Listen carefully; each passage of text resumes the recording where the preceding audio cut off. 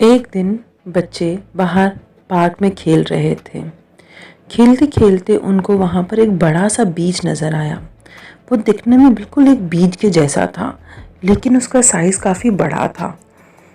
وہ دیکھتے ہی ان سب کے اندر کیوریوسٹی پیدا ہوئی اور انہوں نے سوچا کہ اس کا ہم کیا کریں، اور پھر زینب کو آئیڈیا آیا کہ چلو اس کو مٹی میں ڈال کر دیکھتے ہیں، کیا پتہ اس کا پودا بن جائے۔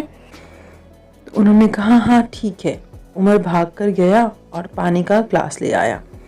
انہوں نے ایک چمچ کے ساتھ وہاں سے مٹی کھودی اور اس کے اندر اس بیج کو ڈال کر مٹی کو بند کر دیا اور اس کے اوپر پانی ڈال دیا۔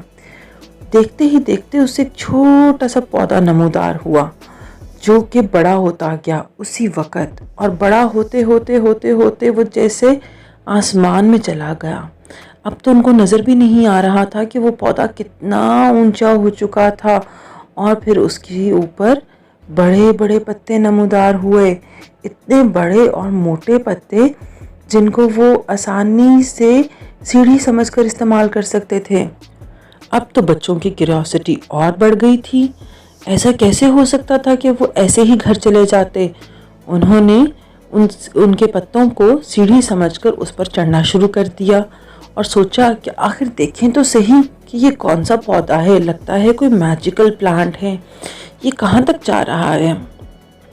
وہ ان پتوں پر چڑھتے گئے چڑھتے گئے چڑھتے گئے حتیٰ کہ اوپر ایک بادل آ گیا اور وہ اس بادل کے اندر غائب ہو گئے۔ جب وہ اس بادل کے اندر گئے تو ان کو ایسے محسوس ہوا جیسے آگے ایک دروازہ ہے۔ انہوں نے دروازے کو کھٹکھٹایا تو وہ دروازہ کھل گیا اور وہ اس کے اوپر آ گئے۔ جب وہ سب اس دروازے میں داخل ہوئے تو دروازہ پیچھے سے خود ہی بند ہو گیا۔ اب وہ حیران تھے کہ وہ کس دنیا میں تھے۔ یہ ایسے لگ رہا تھا جیسے بادل کا فرش ہو، لیکن زینب نے سوچا بادل تو گیس ہوتی ہے، لیکن ہم اس پر چل پا رہے ہیں، یہ تو فرش کی طرح سخت ہے۔ اتنی دیر میں ان کو ایک سامنے دیو نظر آیا۔ وہ ایک بڑے سے تخت پر بیٹھا ہوا تھا اور اس نے کہا خوش آمدید، لو میرا آج کا کھانا آ گیا۔ دیو نے اپنے چھوٹے جن کو حکم دیا کہ ان کو جیل میں بند کر دو۔ وہ چھوٹا جن تیزی سے آیا، اس نے تینوں بچوں کے ارد گرد رسی باندھی اور ان کو جیل میں پھینک دیا۔ یہ سب دیکھ بچے تو بہت پریشان ہو گئے۔ وہ بہت حیران تھے کہ یہ ہمارے ساتھ کیا ہو گیا، اور اب وہ تو یہ سوچ رہے تھے کہ آخر ہمیں بچانے کون آئے گا۔ ماں باپ کو بھی یہ نہیں پتا ہوگا کہ ہم اوپر ہیں، تو وہ تو ہمیں پارک میں ہی ڈھونڈتے رہیں گے اور سمجھیں گے کہ شاید ہم کڈنیپ ہو گئے، یہاں سے ہمیں کون نکالے گا۔ ادھر ان کے ماما بابا نیچے پارک میں ان کو ڈھونڈے جا رہے تھے۔ ہر طرف دیکھ لیا لیکن بچوں کا کہیں نام و نشان نہ تھا۔ پھر اس کی ماما نے دیکھا کہ ان کے گھر کا گلاس ادھر پودے کے پاس گرا ہوا تھا، جس سے ان کو کچھ شک پڑا، اور پھر انہوں نے دیکھا کہ یہ تو کچھ غیر معمولی پودا تھا جو اونچا ہی جائے جا رہا تھا۔ اتنا اونچا پودا اور اتنے بڑے پتوں والا کل تک تو یہاں موجود نہ تھا، اس کی ماما نے سوچا۔ انہوں نے بابا کا دھیان بھی پودے کی طرف کروایا اور دونوں نے اس کے پتوں پر چڑھنا شروع کر دیا۔ چڑھتے ہوئے اسی طرح وہ لوگ بھی بادل میں پہنچ گئے اور وہاں ان کو ایک دروازہ دکھا۔ جب انہوں نے دروازہ کھٹکھٹایا تو دروازہ کھل گیا اور اسی طرح وہ بھی بادل کی دنیا میں داخل ہو گئے۔ پھر سے دیو بہت خوش ہوا اور اس نے کہا ارے واہ، لگتا ہے اب تو پورے ہفتے کے کھانے کا بندوبست ہو گیا۔ اور اس نے نوکر کو اشارہ کیا اور اس کے نوکر جن نے جلدی سے آ کر ماما بابا کو بھی رسیوں سے باندھ کر جیل میں پھینک دیا۔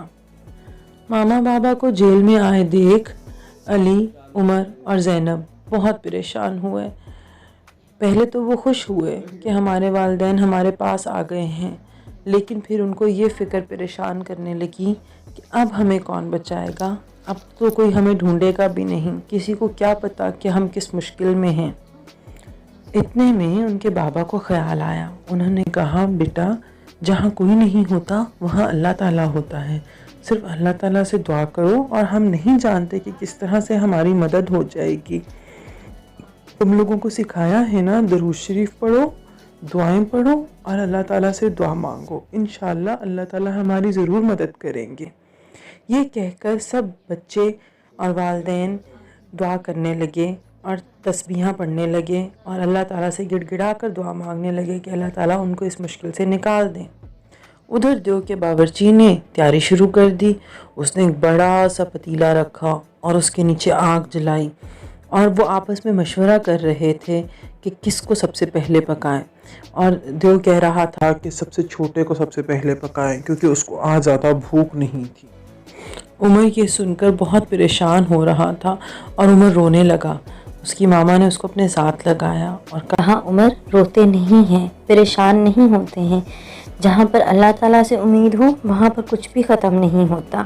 پھر اس کے بابا نے اللہ تعالیٰ سے دعا کی کہ اللہ تعالیٰ یہ معصوم بچے ہیں، ان کا آپ کی دعا پر بہت یقین ہے، ان کا درود شریف پر بہت یقین ہے، تو آپ اپنے نبی پاک کی خاطر ہماری مدد کریں۔ یہ دعا کرنے کی دیر تھی تو فرشتے یونیکارن پر بیٹھے ہوئے اس بادل پر آئے۔